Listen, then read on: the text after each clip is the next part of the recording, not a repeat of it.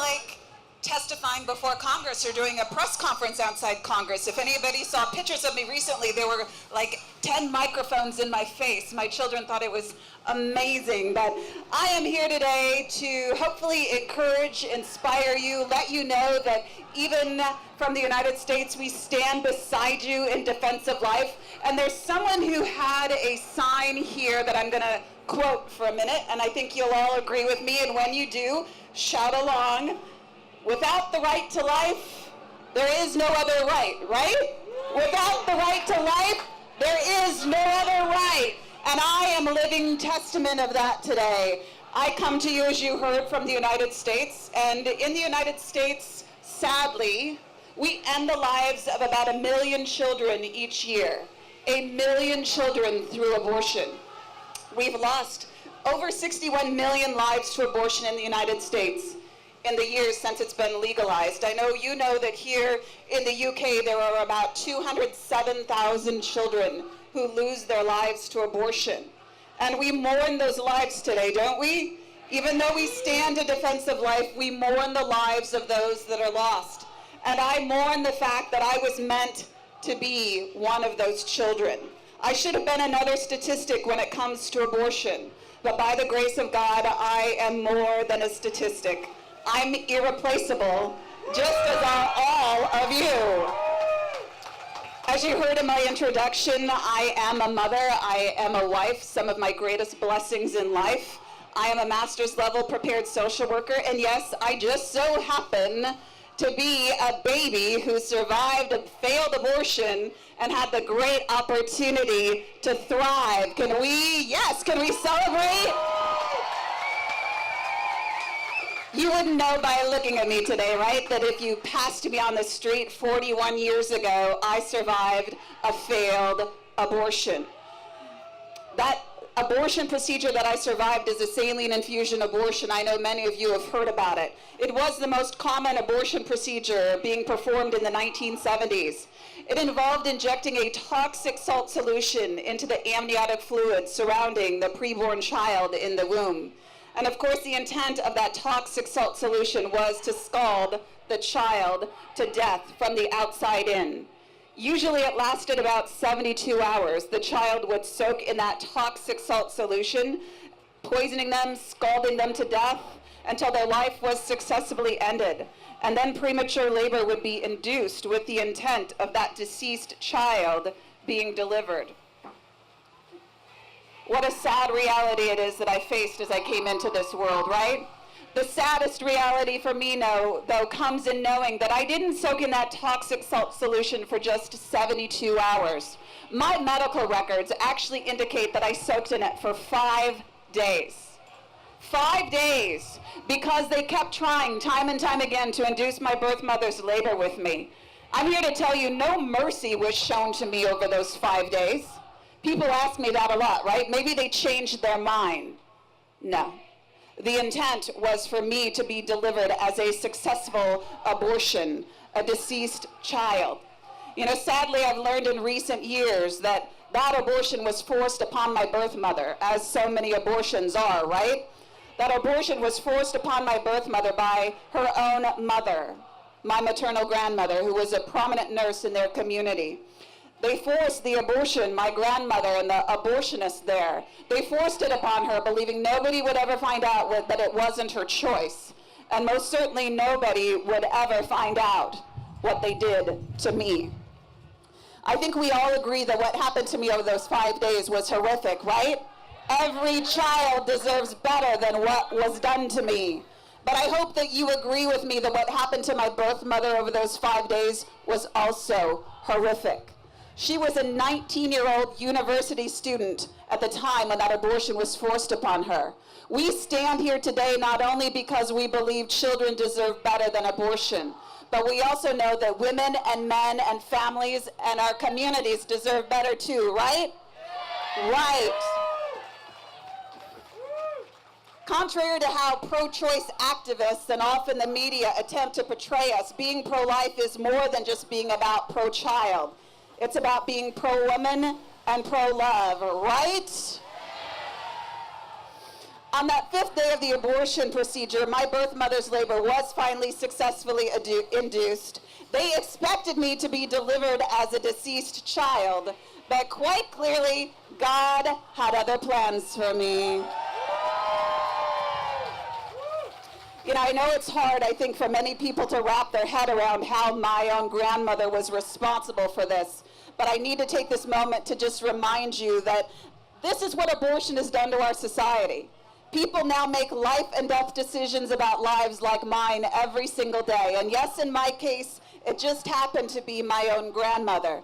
But this is what abortion has done. People don't see the humanity of the child who is right before them. And I sadly know that it didn't end there for me. When I was born alive in that abortion procedure, my own grandmother demanded that I be left in that hospital room to die. We've been having quite a discussion in the United States about that here recently, right? You've probably heard it.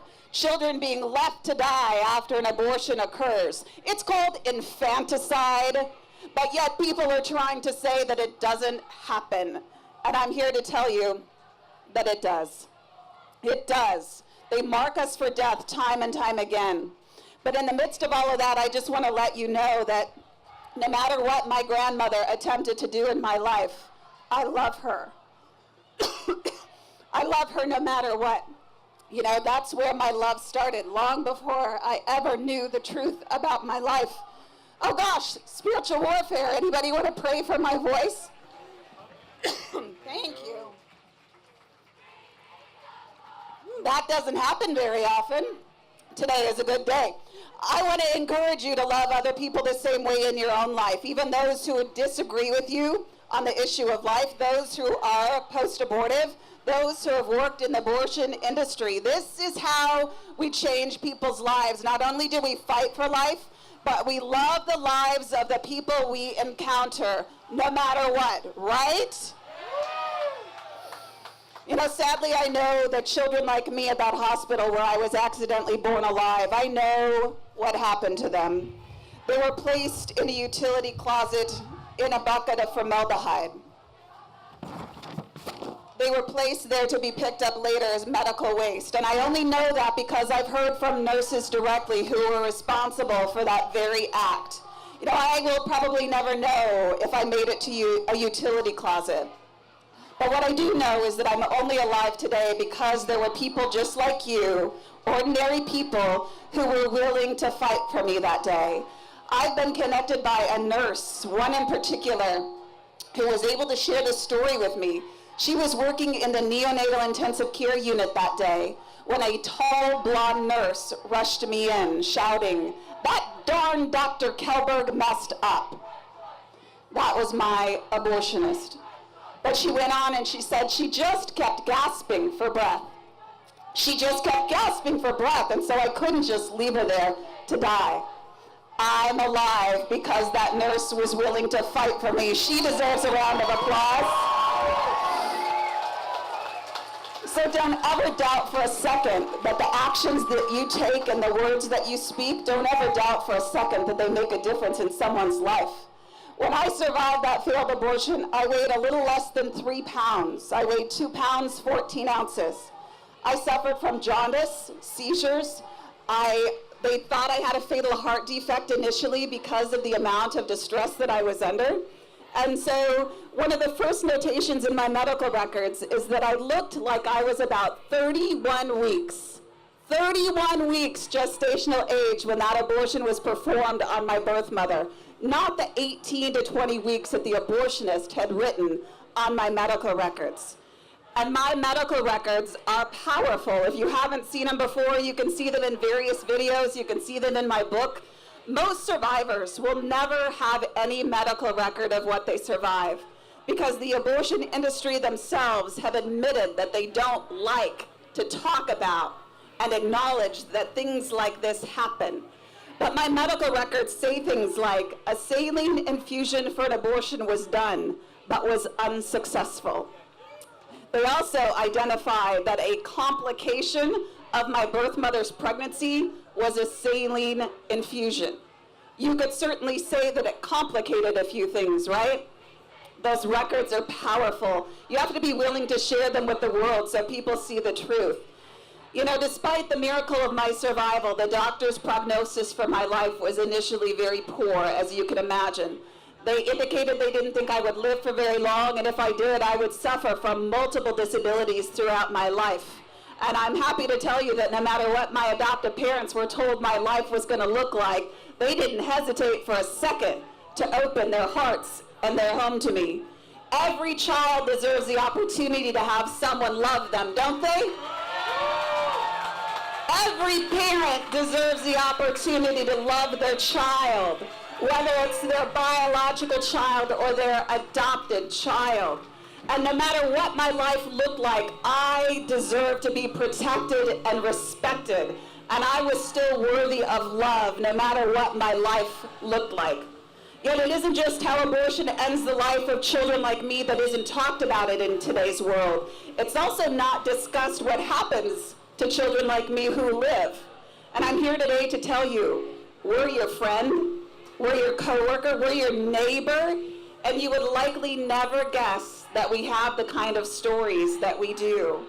In my work as the founder of the Abortion Survivors Network, I've now connected with 286 other abortion survivors, 4 from here in the UK. 4, isn't that amazing? I even met a family member earlier today who is a second-generation abortion survivor. He knows that there was an abortion performed in his family in the past, and now future generations can live because that life continued to be saved. Isn't it beautiful? It's beautiful. And I want to encourage all of you in your efforts to continue to protect lives like mine and women like my biological mother. You know, I'm forever grateful for my life and the lives of each and every one of you who answer God's calling every single day to be a voice for life and to fight for a culture of life to be restored. We are going to see it, aren't we? I believe it. I believe it. And each of us have a calling. You know, people often say, Melissa, you're so lucky that that's your calling. Well, most people don't want to be a campaigner against abortion worldwide, do they? If you do, come join me. I'm taking people to come alongside me. But the beauty is most people don't have this particular calling, but you do have a calling. Whether it's being involved with 40 Days for Life, assisting with a pregnancy help center, being involved in post-abortion ministry, there are so many ways everybody can answer that calling to be a part of saving and transforming lives. And so as I end my time with you today, I just want to thank you. We often say, what would those children say? Those tens of millions of children. What would they say if they ever had a chance to live? And I would tell you they would say thank you. Thank you for every single one of your efforts. They do not go unnoticed. And so even though those tens of millions of children don't have a voice to say thank you, I am their voice. I will give them a face. I will give them a name. And so on behalf of my tens of millions of unborn brothers and sisters who don't have the opportunity, I thank you today. Thank you for all you've done, all you will continue to do. We know every life is irreplaceable, yours and mine, everyone who is here today. And so I ask you to continue to fight. Continue to fight every single day and know that I will be watching, I will be praying for you, and I'll come join you anytime.